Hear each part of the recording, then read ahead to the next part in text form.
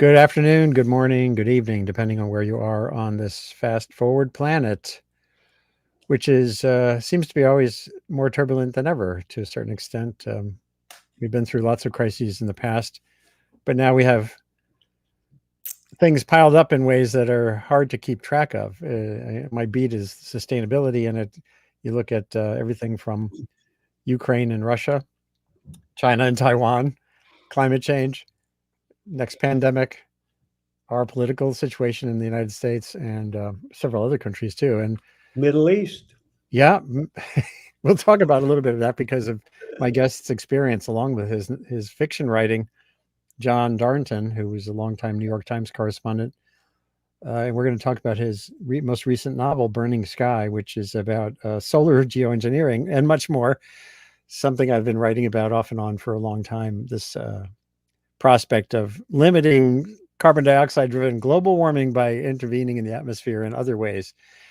But he takes it into some pretty adventurous extremes, which is the fun of being a novelist, along with being a Pulitzer Prize-winning journalist. So, John, it's great to reconnect with you, first of all. Yes, yeah, and thank you very much. I've long admired your work.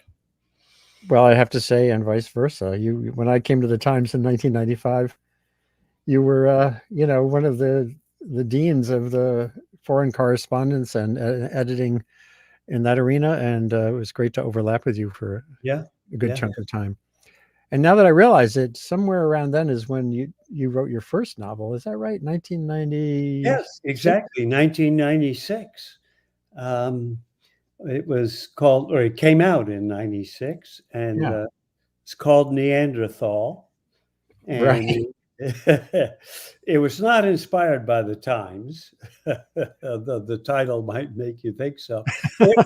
It was just about a remnant band of Neanderthal that lived on into today, way up in the Pamir Mountains. And they're discovered by a small band of paleoanthropologists, and they recreate what happened maybe 30,000 years ago to explain how come they died out and we survived.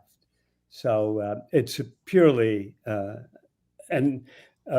work of imagination, but there's some science in there about the size of Neanderthal brains and that kind of thing. It was fun to do. Yeah. And what drove you to pursue fiction?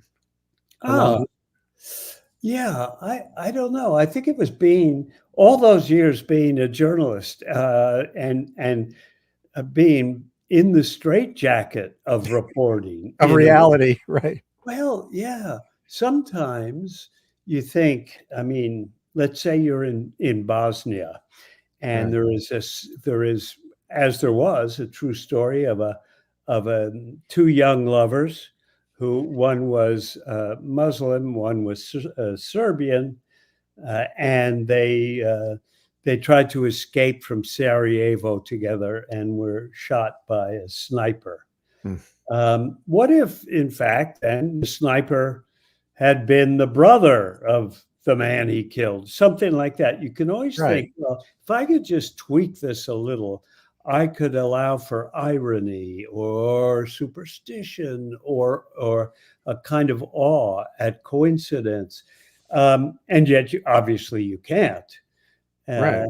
And so I thought, wouldn't it be fun to actually try to write some fiction? When I was when I was young, that is to say, late adolescence or college years, I used to dream of being a writer, fiction writer.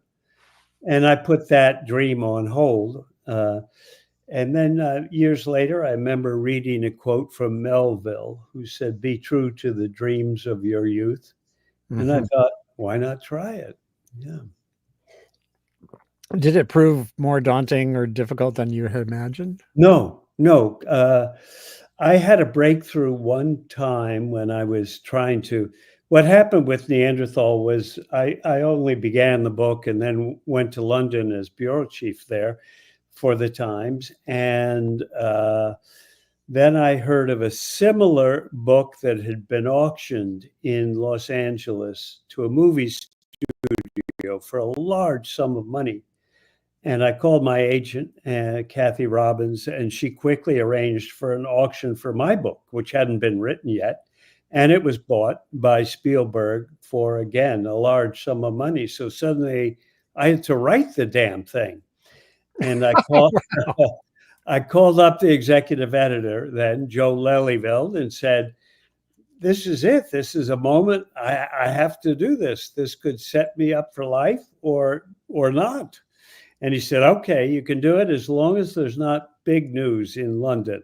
If there is, you have to jump back in. So I sat down to write, and the next day, John Major, then Prime Minister, declared a vote, a campaign. So I had to jump back in.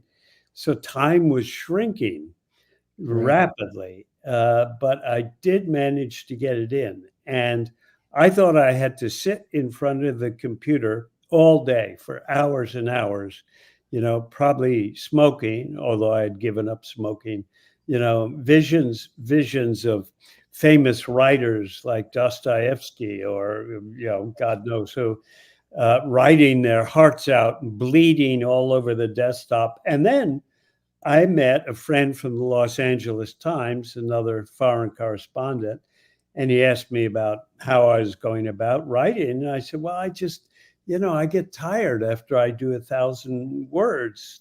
That's a newspaper column, basically. Right. And he said, 1,000 words a day, that's it. That's a lot.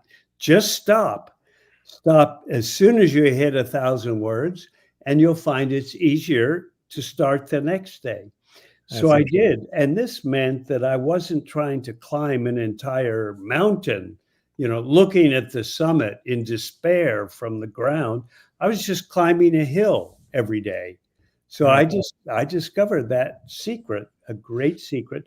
Limit the amount of words you're going to write every day to the same amount, and then shut it down. You have the rest of the day to sort of recover. So that was my writing secret that I found. And with that, the book actually became written. That's so interesting. I'm taking notes, by the way.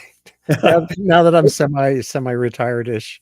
They never made the movie, by the way, but that's all right.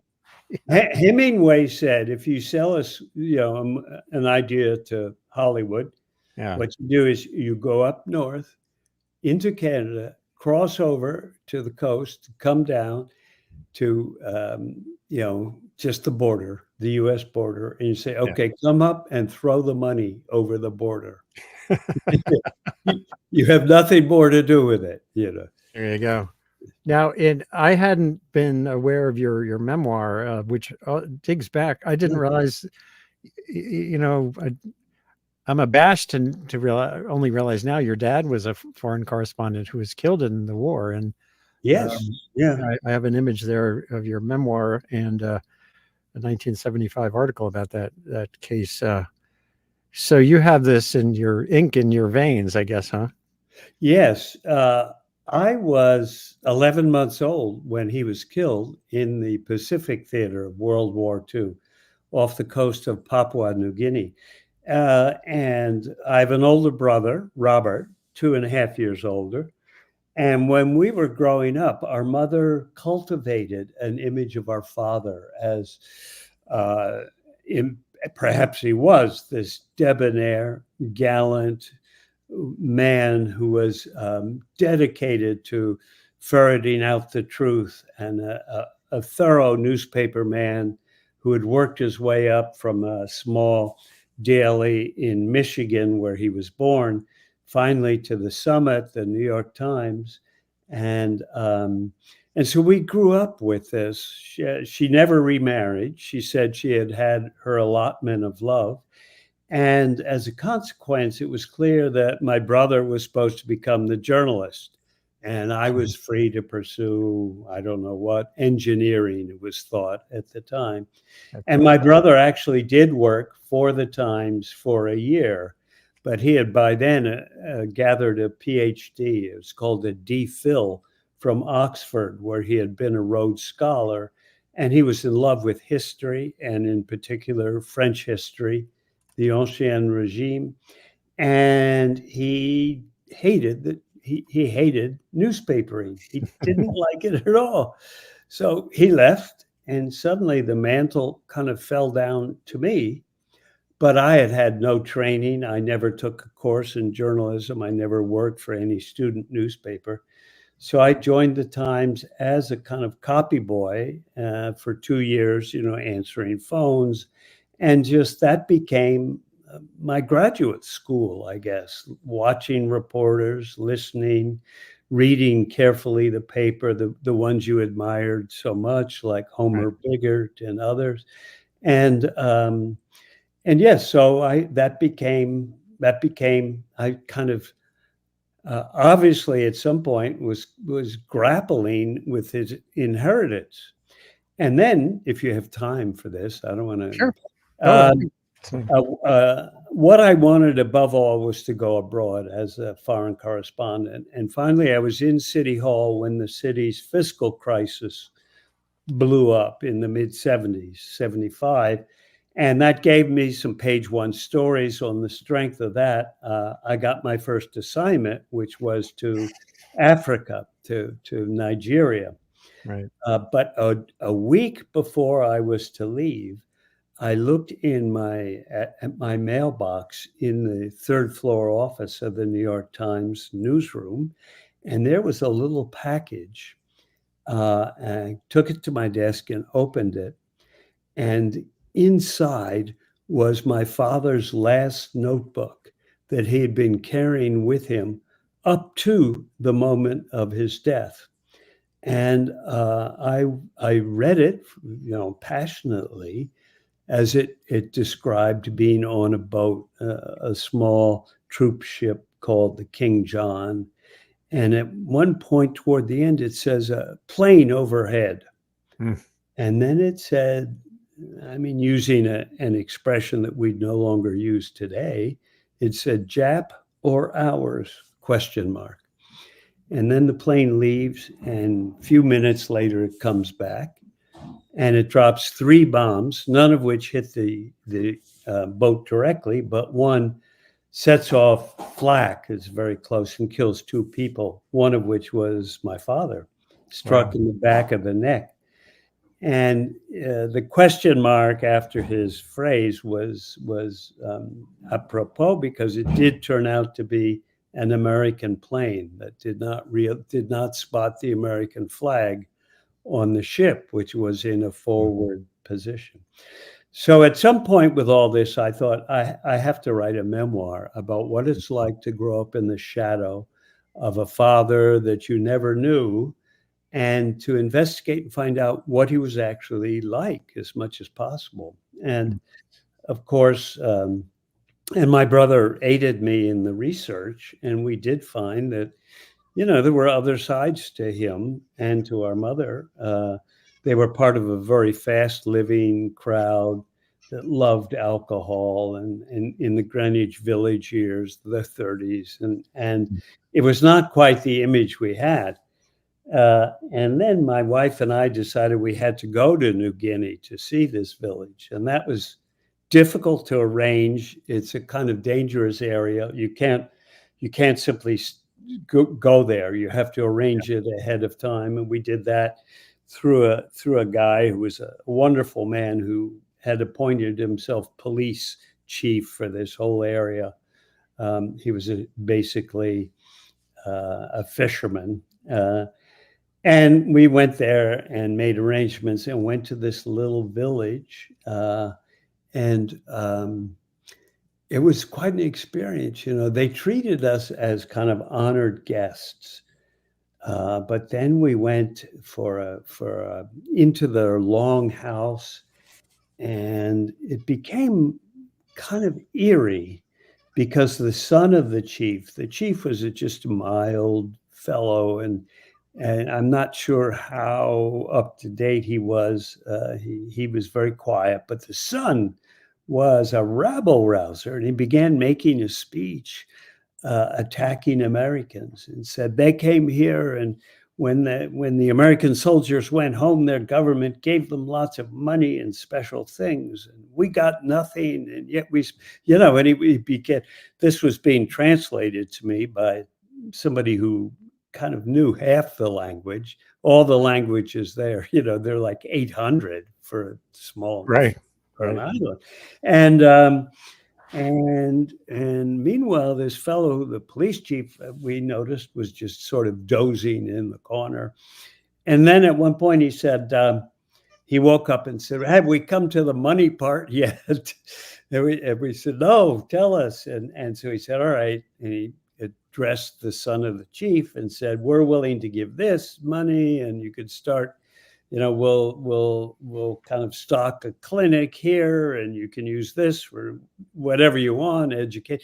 And suddenly it was accepted. The mood changed. Food came out and everything. And I said to him, "Well, I just wonder if there's anyone around who might have found this incident," which then was 60 years ago, maybe. And, the average life expectancy there was in the 40s. But sure enough, they produced an elderly gent who said he had been a young boy on the way to school, and he saw this plane come over and bomb the little boat. And he said, and the canoes came from shore to go out to help them, and they brought the bodies of two white men and put them on the beach. Wow. And he said, "I'll show you where it is." And he took me down to the spot on the beach. And that was a moment that I try to describe, but I think I fail, because the combination of feelings were so intense and complicated, Yeah, I can imagine. awe and anger and everything else all piled into one. Wow. So anyway, that was kind of how I did research for the memoir, which is called Almost a Family. And that's the one book I think of which I'm most proud of the 7 I've done. Yeah, investigating your own life and journey and back into your family is some of the tougher kinds of journalistic enterprise you can do. There's a question that already came in. Cheryl Elkins asks about the writing process. How much time do you spend editing when you've written as you go along? In other words, when you're doing those 1,000-word chunks, are you evaluating day by day, week by week, or do you wait till you have bigger chunks? Very simple. I go back to the section I've written the day before. I read it quickly, and it's like getting a running start. The idea, not so much to revise it, but if I see something that doesn't make sense or is wrong or just sounds wrong or has the name of a character wrong, I'll fix it right there. But basically, the idea is to get back into the stream of it. And I don't do any significant revising, till it's all written, till the end. Then you can wait a while and read the whole thing straight through and see what you think and make changes then. So I think it's important to just get it down, That sounds good. Don't get it right, get it written, as they say. So we're going to get into the geoengineering and your new novel, but I would love to get your sense of the world right now. I do have here, you won your Pulitzer Prize for your Poland reporting. And, I love the website. Well, I find it very useful to go to the Fragile States Index website as a place to kind of look at the landscape of threats around the world. And of course, Nigeria, Sub-Saharan Africa, and parts of Eastern Europe, or of course the Middle East, are red hot. And right now, Taiwan, China circled Taiwan in an exercise. Do you have your own brief sense of where we're at here, in terms of something really, really calamitous? Yeah. Well, I think you struck upon the right word, calamitous.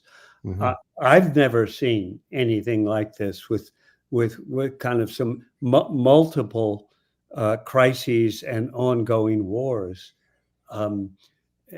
and hovering over it are these larger questions of things like immigrants and human migration, how much of it caused by global warming.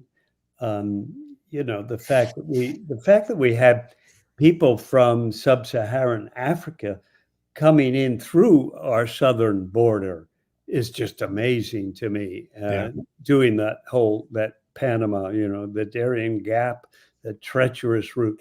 And now people apparently from China. I mean, the whole world with its kind of, jets flying all over the place, is now wrapped together more than it ever has been. And over everything is this kind of cloud about the future anyway. What kind of planet are we going to have in 20, 30, 40 years? And then politically, the dictators who are settling in comfortably in countries like Hungary and, of course, Russia, seems to take us back to a period in the 30s. The analogies are not always accurate, and I'm sure there are lots of differences. And I try to imagine what it must have been like in America or Germany in the late 30s. And you must have had a constant feeling of anxiety in your stomach, and you must every day wake up and wonder what's happened or what's going to happen today. But I think our period almost outdoes that, because we're faced with so many questions: the political shape of our own country, the gap, the ever-growing gap between right and left, the misinformation and disinformation that seems to be flooding so many informational pathways, and just a general sense of kind of almost despair. It's really remarkable to witness close at hand, and we'll have to, So I'm kind of very. I tend now to be sort of pessimistic, but I'm ready to throw open that door if we ever begin to get some good news and begin to deal with global warming in a serious way. Yeah, and the information environment that you just alluded to, the superstorm online is, to me, almost, well, I'd say as important to really dig in on as the actual physical and geopolitical environment. Seeing outright fakery and transmitted, as Mark Twain said a long time ago, instantly around the world while the truth is putting on its slippers. Yeah, is really it's in overdrive now. Yeah, and how does one deal with this? Yeah. Or how does our society contend with it? It's new. I mean, there's always been propaganda during war, especially, and there've been always been lies. But now there is this ecosystem in place to spread it instantly, and it's so dangerous. I mean, you witness the two hurricanes and the misinformation that's going on down there. When people can't reach villages in North Carolina, and then these rumors start up that people are being killed, and or that Democrats are controlling the weather, or that it's all a plot. It's just absolutely astounding. And how do you keep a democracy going when there are such strong different universes of fact, each one claiming that they have the right facts, and there's not room for both of them in any kind of comprehensive way to understand the world. It's new. That's new, that part, I think. Yeah, and as yet to be really dealt with. Let's get back to the climate. So, what drew you to this particular fictional scenario? And obviously, as I have here a clip from one of my many posts on .earth when I was at the Times about we're going from unintended global warming to climate by design, and or by maldesign. Your book is mostly about mistakes. What drew you into this arena? Well, let's see. I've been interested in science for most of my books. In this case, uh, I was having a Thanksgiving dinner with my family, including my nephew, Nick Darnton, who's a physicist. This was many years ago, at least 10. And we started talking about the future. And I said, aren't you worried about, raising your kids or your grandkids because of global warming? And he said, no, not really. We'll deal with it. And I said, well, how? And he said, no, I mean, we as a society, science will find a way to fix it. I said, well, like what? He said, well, very simple. We could send particles up into the stratosphere and reflect back sunlight. That happens every time there's a volcano, and that'll lower the temperature. I said, oh my God, are there any drawbacks to this? He said, well, yeah, it'd probably be hard to see the sun.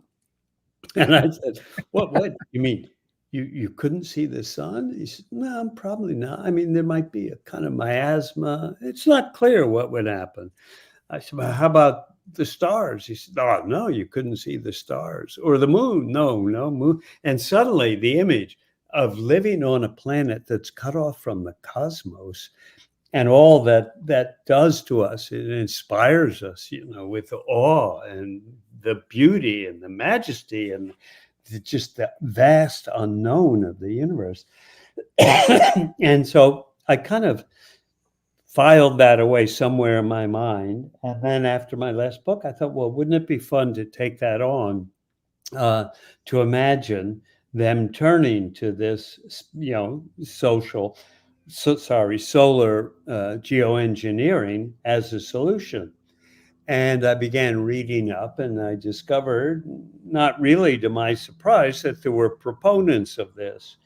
Um, some of them very, very, kind of even keeled, who are thinking just, look, we ought to look into it as an experiment to see in case we ever really need it with our backs to the wall.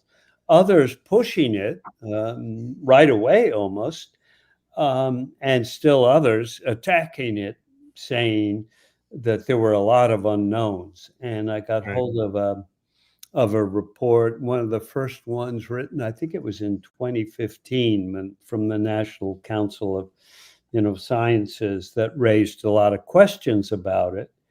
And then I thought, well, if this were to happen, it would probably require a very strong government, if not a dictatorship, to get it through, Right. given the gridlock we all know about.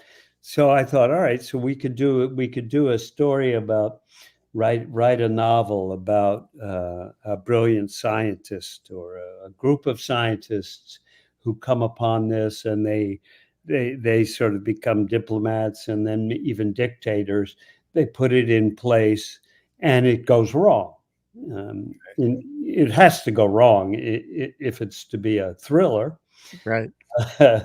And it goes wrong in an unusual way, in that people cut off from the top. It does, in fact, begin to lower the temperature, but there are some disadvantages, and the government becomes increasingly repressive, and people have a deep nostalgia is not strong enough, an ache in their heart for the sky. Right. And the sky is no longer blue, of course, And and the oceans are no longer blue. And then blue begins to kind of disappear. There's not much blue in nature, really. You can name everything blue, put on one page, and there we are, robin's eggs, yeah, and this comes up in the book. So I just flowers and everything, lapis lazuli. But after yeah, pretty soon you run out. It's not like red or orange or especially green. right. And then I did some research into the color blue, and there are theories. I mean, they're only theories. I don't know how true they are, and I'm even a little suspicious. But why is the word blue, why does it never exist in ancient texts, even in Homer with a wine dark sea? It's a bit of a stretch, but in my novel, blue becomes a symbol of subversion, and the government has to eliminate it wherever it can, because it's such a powerful color. It's the only color that embodies a contradiction. I mean, blue connotes melancholy, the blues and everything, but also serenity and peacefulness. And it's the most remarkable color of all. The distance, as people have noted, the distance, often blue in the distance, you can never reach it because it always extends further into the distance once you get there. It's a color of beckoning, but not arriving in a way. So I throw blue into the mix. And then, of course, for characters, to simplify things, I chose one family. And there is the first generation, there is a scientist, somewhat inspired, I guess, by James Hansen. He is one who raises the alarm about global warming years ago, back when fossil fuel companies actually began to look into it on their own. Right. Long before they started a disinformation campaign to disconnect it from man-made sources. And that character meets an untimely end, but leaves behind a young boy who's raised by a colleague. And that boy, his name is Paul Messiaen, is absolutely brilliant, but flawed.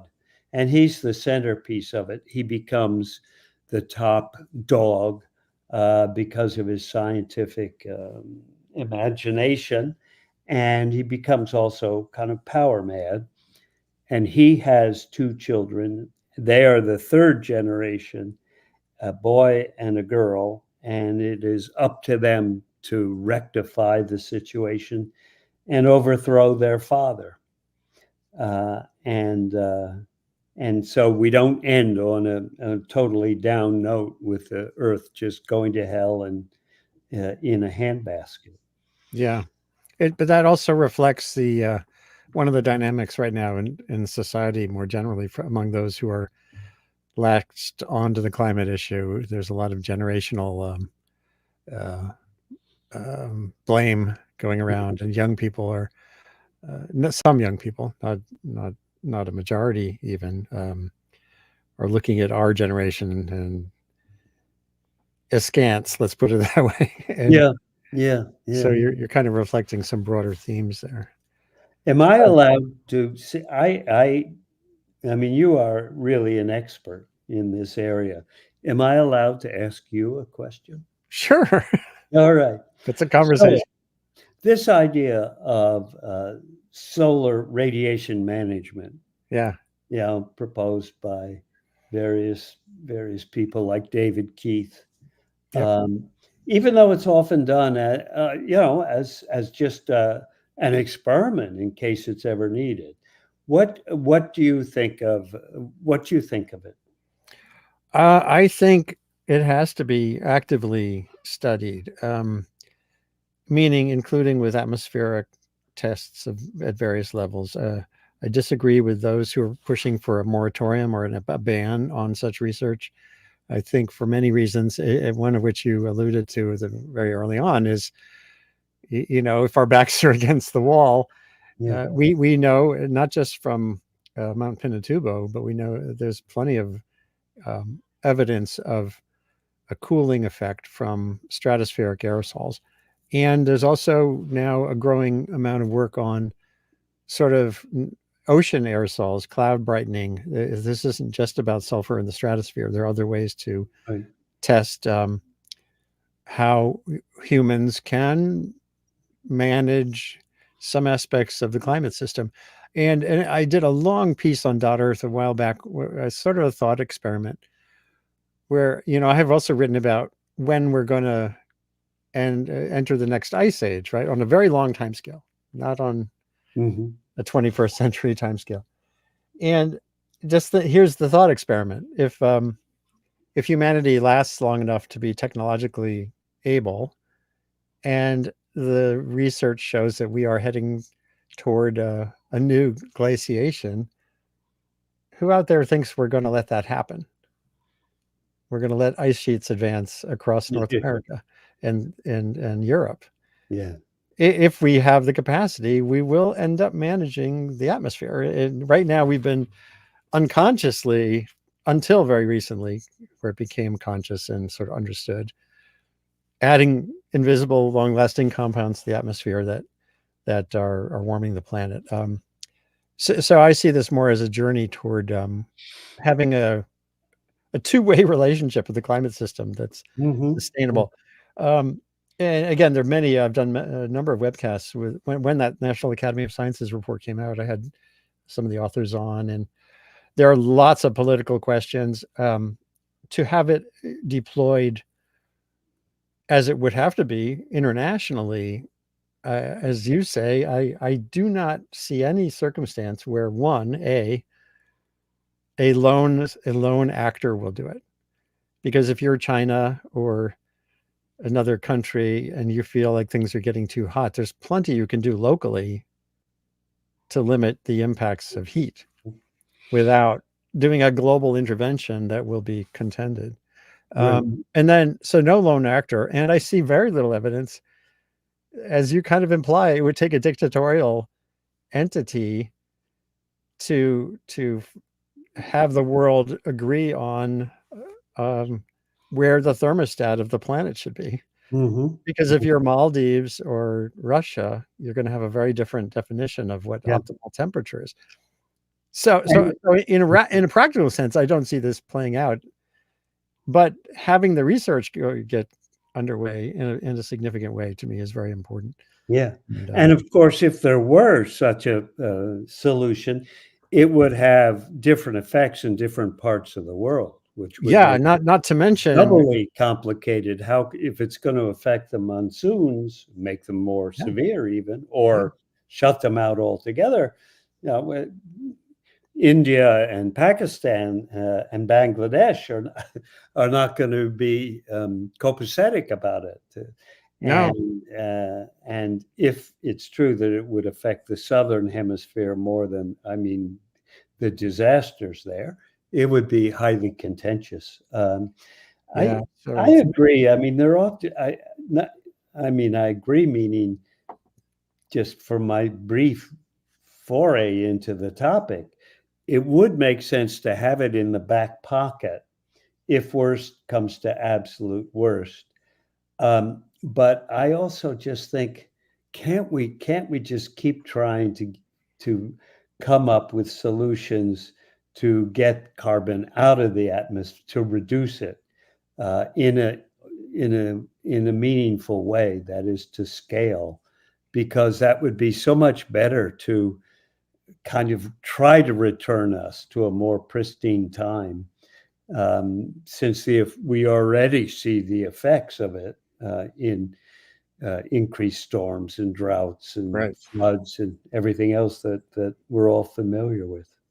Oh yeah, and that's an entire additional component of the discussion, and some of the methods for withdrawing carbon from the atmosphere are contentious in a similar way. The iron fertilization of the ocean is one, and the sort of industrial style processes, to me, don't look like they could ever be done at a climate relevant scale.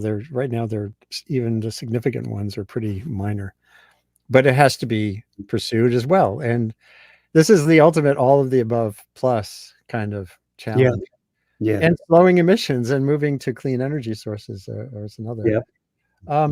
Your book has toward the end, I kind of like how you've got an arc through much of this century that goes through several generations with a family involved. And toward the end, you describe each one sort of being you talk about a litany of catastrophes, which to me, gets at one of our human foibles, which is we run in quickly with our technologies and sometimes ahead of the full scope of understanding of their implications.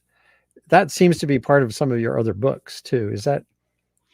Yeah, I think one of nature's greatest laws is the law of unintended consequences, and we could just all cite hundreds of examples of this, introducing a new animal onto a continent to deal with some Absolutely. pest, and then having that animal overrun I mean, it's just everywhere. Yeah, and the kind of science I'm interested in is, I don't call it science fiction, I call it science adventure.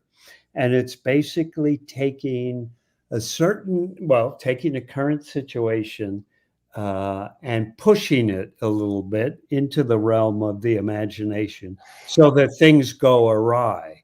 And Right. then by the end of the book, they have to be set right again somehow. That's the basic arc of these kinds of thrillers. And it's interesting because you do get to kind of experience kind of something like one was basically harvesting human organs, creating clones to use their organs for longevity for an elite group of humans, which by now has become a kind of commonplace thought. But back then it was a relatively new idea. Or kind of computers and the human mind, and the having them kind of merge in a single individual. Things like this. So that's what I admire in science writing. And I guess something like dinosaurs that come from amber, I thought was just a wonderful stroke for a book. Yeah. Because it's possible, maybe not very likely, maybe, but and maybe a stretch, but you can envision it, you can imagine, you can let yourself Right. know. In the current book, Burning Sky, I took a great liberty, which you probably noticed, um, in that I had the one of the unintended effects of this, what's called euphemistically a cocoon, to make Right. it sound cozy and friendly. One of the effects, it's done mostly in the northern hemisphere, is that it splits the Earth's weather pattern in two. So you have the southern hemisphere where the weather is kind of left on its own and goes through these cataclysmic changes and is beginning to right itself because so many of the fossil fuel emitting things have been destroyed by nature. Mhm. I mean, that's just this whole notion of having two different weather systems is a stretch, clearly, because the global weather patterns, there's one. I mean, there are many, but there's one. We're all connected. That, I think, probably would not be likely to happen. But I needed to have a part of the earth, part of the world, where the hero could go to see how things could proceed differently if we were kind of more rational about our use of resources. Right. So that's how I sort of justified that. But I feel a Yeah. little guilty because it would be nice to say everything, absolutely every syllable in this book could actually happen Well, somehow. it's hard to find any science fiction where that would be correct. Hmm. So a lot of this is valuable as a thought experiment, as you were saying earlier. Yeah, yeah, yeah, What's interesting, I've written a lot about. Actually, I was the lead writer at the Times in 2007 on a series called "The Climate Divide," yeah. and in 2016, I had this jarring experience, kind of like what you're talking about, but on the real world now, where I was in two places that were both about 80 miles from the equator. I was in a slum in the Matari settlement in Nairobi. Yeah. And in Gardens by the Bay in Singapore. And it shows exactly what you're talking about. The vulnerability divide on the planet is extraordinary right now. So if you're in Singapore, you go to Gardens by the Bay, you're sitting there in a Mediterranean climate. There are olive trees in these glass, botanical gardens.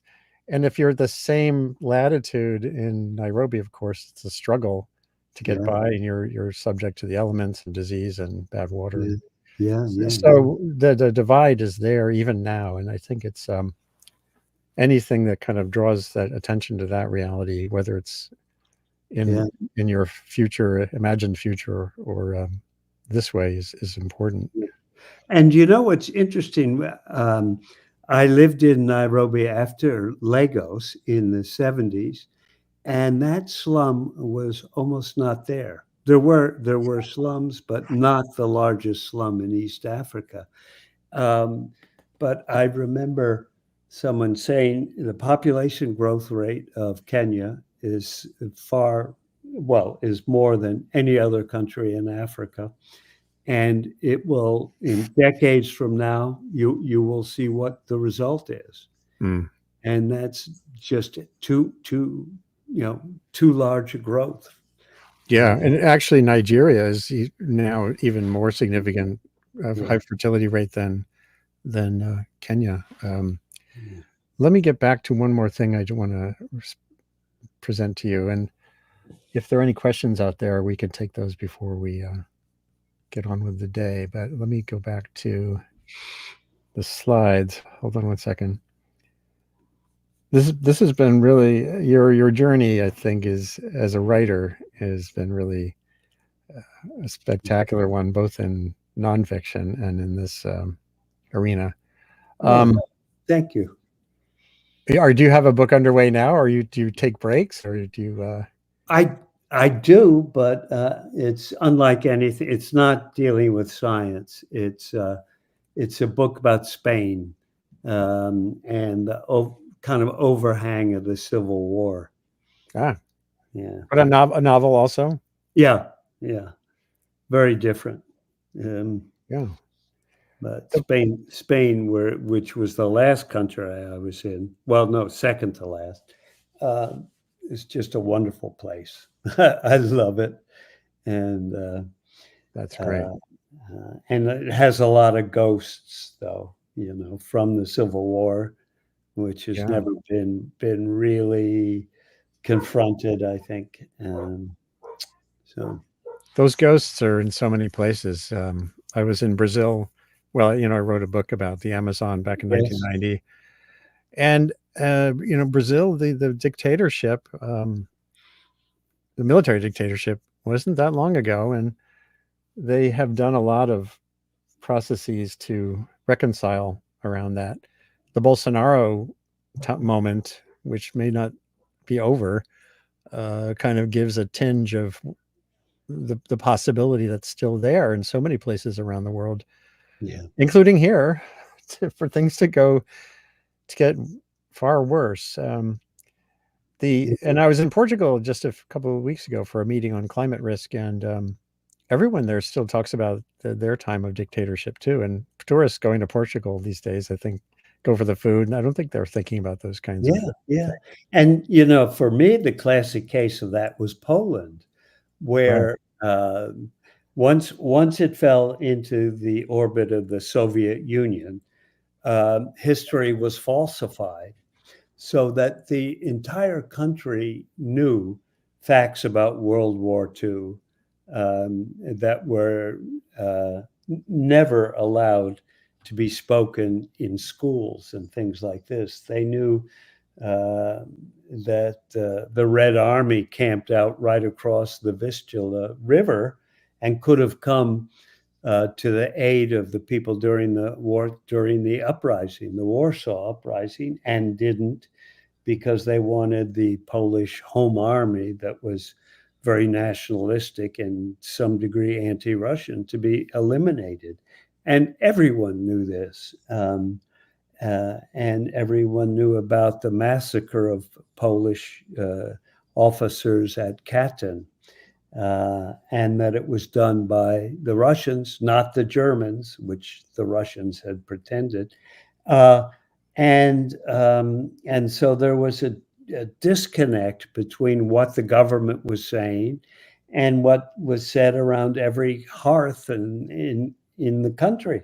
Mm. And it had to come out. It couldn't.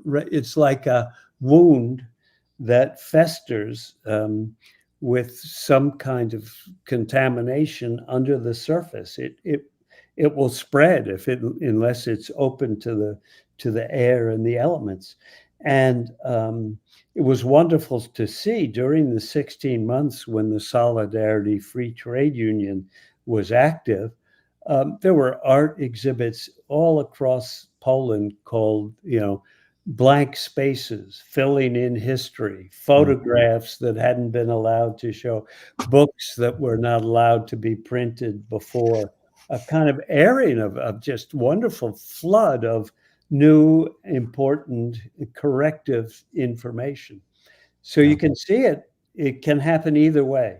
And it's a great thing when it happens in the direction of truth, with truth as the stated destination. One last thing, just as a long timer at the Times, the Times has taken a lot of heat lately for the way it's covering the election.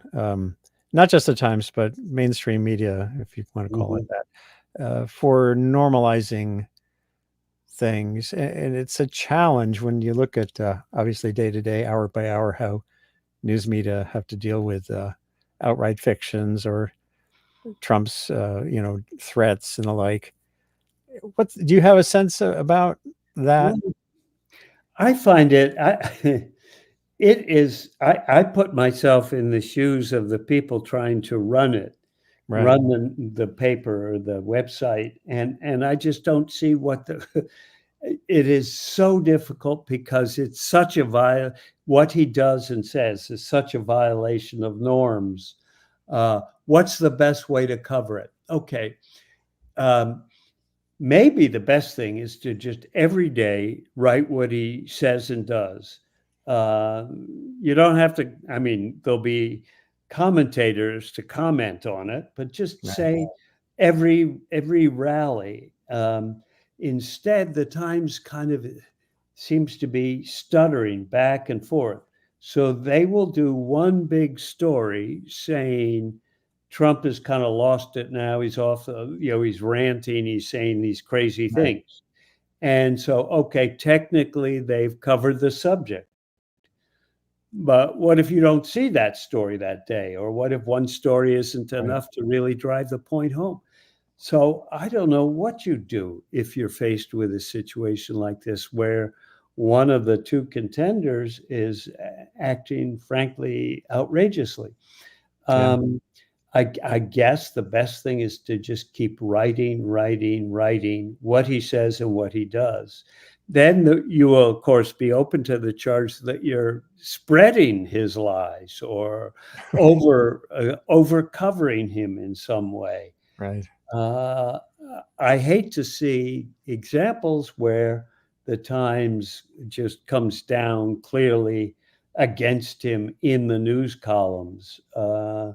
I still think, enough of the old school of journalism to think just say what's going on. You don't have to say what you think about it.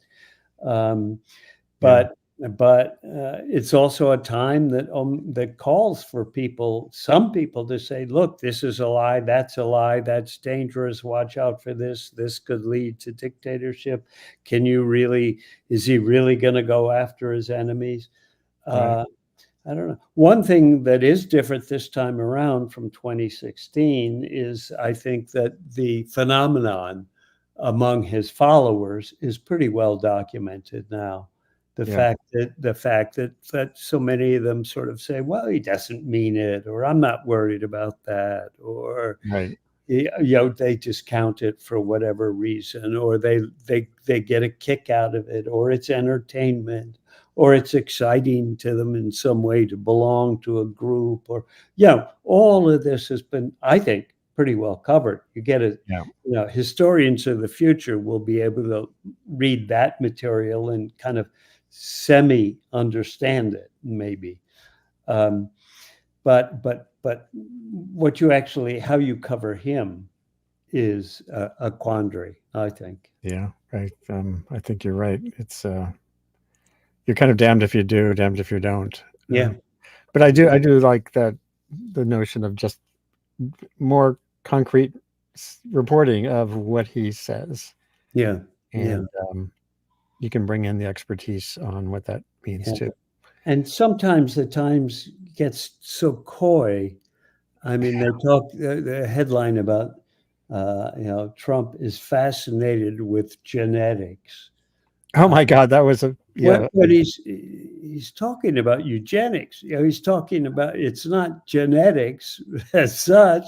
He's using loaded terms that come from the 30s about poison within the body politic. So they, of course, they're grappling, and of course there are mistakes and hesitations and wrong headlines and things like that. But I always cut them a bit of slack. I mean, God, you've got 2 hours to turn the whole damn thing out. You're going to make mistakes. Not to mention the 24/7 reality of which thank God I don't have to live with. I know. Hey, John Darnton, it's been great to catch up with you. It's been fun, Andy. Thank you. I'm glad you're having these adventures in fiction. Hopefully facts will play out a little bit differently on all these things we're talking about, including November 5th. And let's do this again sometime. Great. I'd love to. This is a lot of fun. Take care. Thank you very much. This is the Sustain What project. Keep reporting. It's important. Yeah. Well, thank you again. This is John Darnton, author of Burning Sky, his latest novel, and many other books of great note, and a longtime correspondent for the New York Times. And this is Sustain What? Get in touch with me through the scrolling bar, has the information. You can go back and see this, and share this, please, with others if you're watching. And that's a wrap for today.